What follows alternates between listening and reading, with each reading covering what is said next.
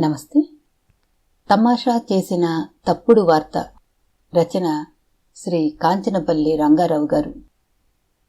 పొయ్యి మీద పాలు ఎక్కడ పొంగిపోతాయో అని దానిమీదనే దృష్టి పెట్టుకునున్న నాకు అకస్మాత్తుగా పోస్టు అనే మాట వినపడ్డం, ఆ వెంటనే ఒక కార్డు మామూలు స్థలంలో పట్టడం జరిగింది. మా నాన్న దగ్గర నుంచే అది వచ్చి ఉంటుందని చూడకుండానే నిర్ధారణ చేసుకున్నాను.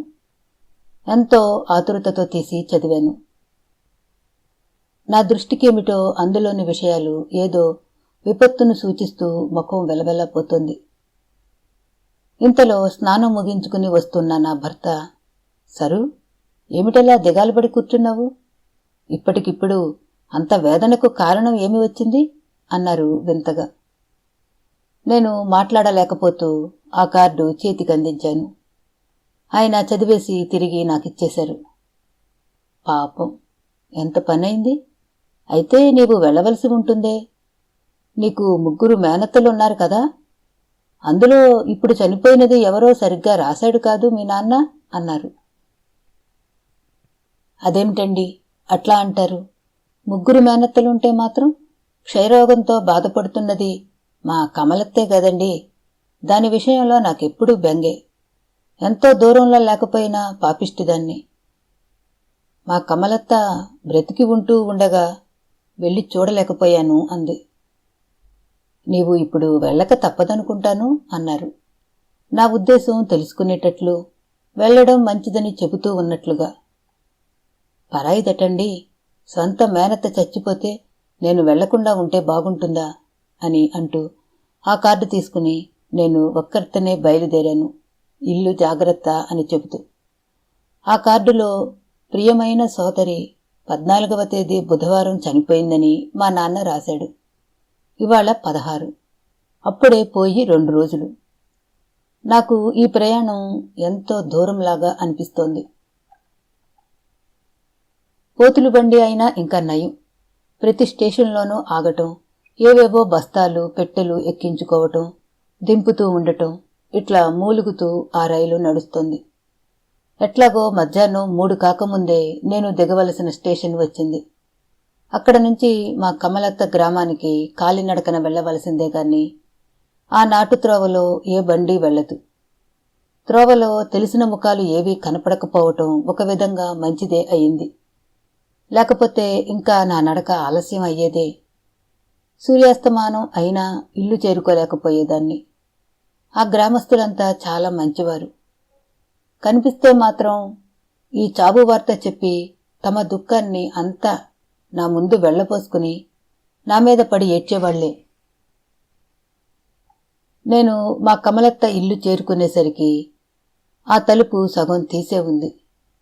నేను మెల్లిగా తలుపు తోస్తూ ఇంట్లో ఏడుపు ముఖంతో ప్రవేశించబోతూ ఉండగానే వంట ఇంట్లో నుంచి దగ్గుకుంటూ, ఎవరే ఆ తలుపు తోసేది అనే గొంతుకుతో మా కమలత్తే నాకెదురై నన్ను గట్టిగా కౌగిలించుకుని వెక్కి వెక్కి ఏడ్చింది.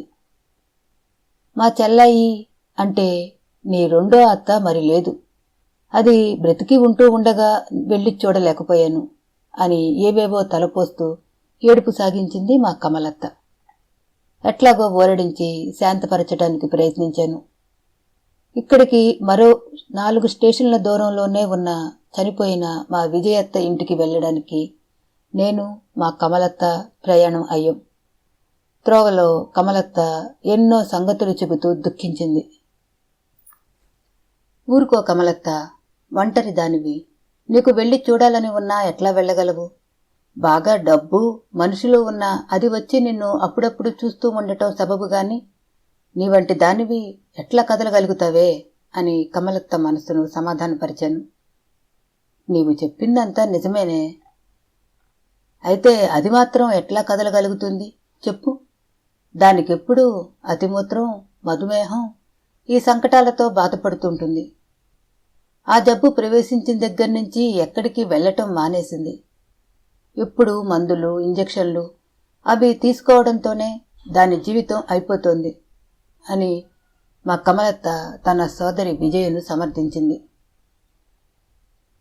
ఎట్లాగో మా విజయత్త ఉన్న ఊరు చేరుకున్నాము. అక్కడికి వెళ్లేసరికి రాత్రి 10 అయ్యింది. మోహన్ అంటే మా విజయత్త కొడుకు తలుపు తీశాడు. మా కమలత్త మోహన్ బాబును దగ్గరకు తీసుకుని బావురుమని ఏడ్చింది. అయ్యో, ఎంత పనయిందిరా బాబూ, నీ ముద్దు ముచ్చటలు ఏవీ చూడకుండా మీ అమ్మ వెళ్ళిపోయిందిరా. ఇంత చిన్న వయసులో నీవు తల్లి లేనివాడివి అయిపోయావుగా అని తలపోస్తూ వలపోయటం సాగించింది. ఊరుకో కమలత్త, అదుగో విజయత్తే వస్తోంది అని నేను మెల్లిగా అనేసరికి మా కమలత్త గాబరాగా తల ఎత్తి ఆశ్చర్యంతో తన చెల్లెల్ని చూసి ఒకరిని ఒకరు గట్టిగా ఆలింగనం చేసుకుని, అబ్బా కమలక్కయ్య, ఎన్నాళ్లకు నిన్ను చూడగలిగానే, బ్రతికి ఉండగా మరి నిన్ను చూడగలుగుతానని అనుకోలేదు. ఒక్క ఉత్తరం ముక్కైనా రాయవు గదా, ఎట్లాగో ఇన్నాళ్లకు నా మీద అభిమానం కలిగి చూడబుద్ధి అయింది కాబోలు అని ఏవేవో ఆ అక్క చెల్లెళ్ళు అనుకుంటూ ఉండగా నేను మోహన్ వైపు తిరిగి ఏమిటి వింత అన్నట్లు చూశాను. మోహన్ బాబు నన్ను ఒక పక్కకు తీసుకెళ్లి మా రాక కారణం తెలుసుకున్నాడు. మా మామ అంటే నీ నాన్న దగ్గర నుంచి ఒక కార్డు వచ్చింది. అందులో తన సోదరి చచ్చిపోయింది అని రాశాడు. కాని తన 3 సోదరులలో చనిపోయింది ఎవరో మాత్రం సరిగ్గా రాశాడు కాడు. మా అమ్మ ఏమిటనుకుందంటే బహుశా కమలత్తే చనిపోయి ఉంటుందని అనుకుంది ఇంతవరకు అని మోహన్ చెప్పాడు. కమలత్త విజయత్త చచ్చిపోయింది కాబోలు అని అనుకుంది. విజయత్తేమో కమలత్త చనిపోయింది అనుకుంది. భలే తమాషా జరిగిందే. బ్రతికి ఉన్న 2 సోదరీలు ఒకరిని ఒకరు చనిపోయినట్లుగా ఊహిస్తూ ఏడుస్తున్నారన్నమాట అని మేమిరువురం అనుకుంటూ నవ్వలేక చచ్చాం. అయితే ఆ 3 సోదరులలో ఇక మిగిలింది ఒక్క గంగ. గంగత్తే చనిపోవటం అనేది నిశ్చయం అని మోహన్ వెకిలిగా నవ్వుతూ మెల్లిగా అన్నాడు. దీనిని బట్టి ఇప్పుడు ఈ 2 సోదరీలు అక్కడికి వెళ్లటం, మనిద్దరినీ కూడా అక్కడకు ఏడవటం తప్పదన్నమాట అన్నాడు ప్రయాణపు సరదా లోపల పెట్టుకుని మోహన్. మోహన్ అనుకున్నది నిజమే అయింది. కమలత్త విజయత్తాలిద్దరూ ఆ రాత్రంతా ఆ కార్డు చావు వార్త మన చావుల కిందకొచ్చిందే అని నవ్వుకుంటూ తమ సోదరుడి వ్రాతలను నిందిస్తూ తెల్లారించారు. గంగ భేద కుటుంబపుది అని నేను దాన్ని చూడకపోవటం కాదు. నీకు తెలుసుగా, అది చాలా తలబిరుసు రకమని. ముఖం ముందే నోటికెంత వస్తే అంతా అనేస్తుంది. ఎదుటివాళ్లు ఏమనుకుంటారో అనే బుద్ధి కూడా లేదు. అది ఎల్లాంటిదైతే ఏమిలే, ఇప్పుడు ఆ చచ్చిపోయిన దాన్ని గురించి ఏమిటనుకున్నా మనకే పాపం. దాని ఆత్మకు భగవంతుడు శాంతిని కలిగించాలని విజయత్త తన సోదరి కమలతో అంటూ ఉంటే నాకు ఆశ్చర్యమైంది. కారణం ఏమిటంటే పాపం గంగత్త ఒట్టి గంగిరెద్దులాంటిది. ఎవరు ఏది చెప్పినా తల ఊపటమే గాని ఎదురించి మాట్లాడటం ఎరగదు. గంగమ్మగారు ఎంతో మంచిదని అందరూ అనుకుంటూ ఉండటం నేను స్వయంగా విన్నాను. మేమందరం కలిసి ఇక మిగిలిపోయినా లేక చనిపోయినదని అనుకుంటున్న గంగత్త ఇంటికి వెళ్ళాము. అప్పటికి గంగత్త మా నాన్న దగ్గరే ఉంటోందని మాకందరికీ తెలుసు. ఇంకా మేము మా నాన్న ఇంటి గేటు ముందుకైనా రాకముందే మా గంగత్తే ఎంతో ఆప్యాయంగా ఎదురై తన 2 సోదరులను ఎన్నాళ్లకు చూడగలిగానే అని అంటూ మా అందరినీ పలకరిస్తూ లోపలికి తీసుకెళ్ళింది. మోహన్ బాబు నా వైపు తిరిగి పొట్ట పగలా నవ్వుతూ కథ అడ్డం తిరిగింది సుమా అన్నాడు. మా మామ భలే తమాషా అయిన హాస్యగాడు. తన హాస్యాన్ని అంతా చేసి మరీ చూపెట్టాడు.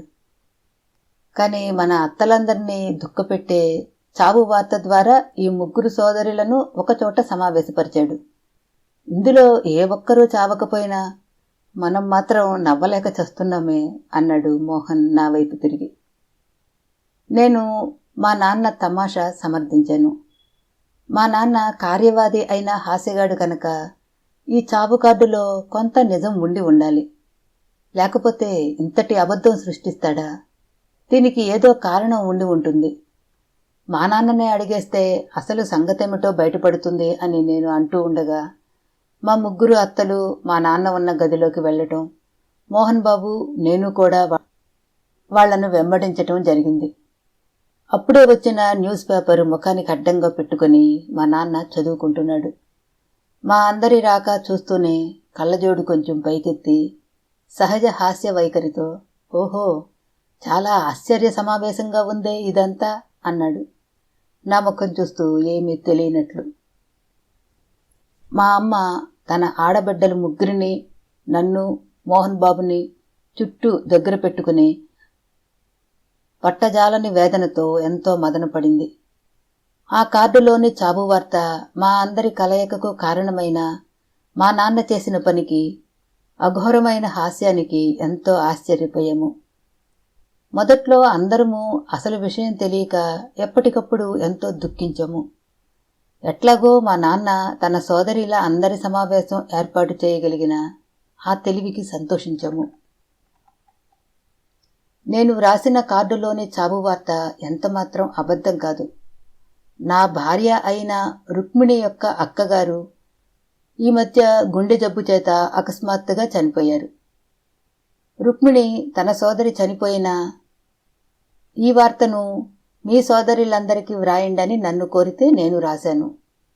ఇప్పుడు నిజంగా చచ్చినది నా సోదరులలో మీరెవరూ కాదనే విషయం తెలిసింది కదా అని మా నాన్న చెప్పడం, నేను మా అమ్మ మీద, మా అత్తలంతా తమ వదినగారి మీద పడి ఏడ్చాము.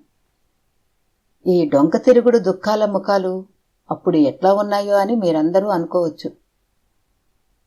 మా నాన్న ముఖం చూస్తూ, మచ్చు తునకలాంటి మితాబాకల్లేవు మామా అన్నాడు మోహన్.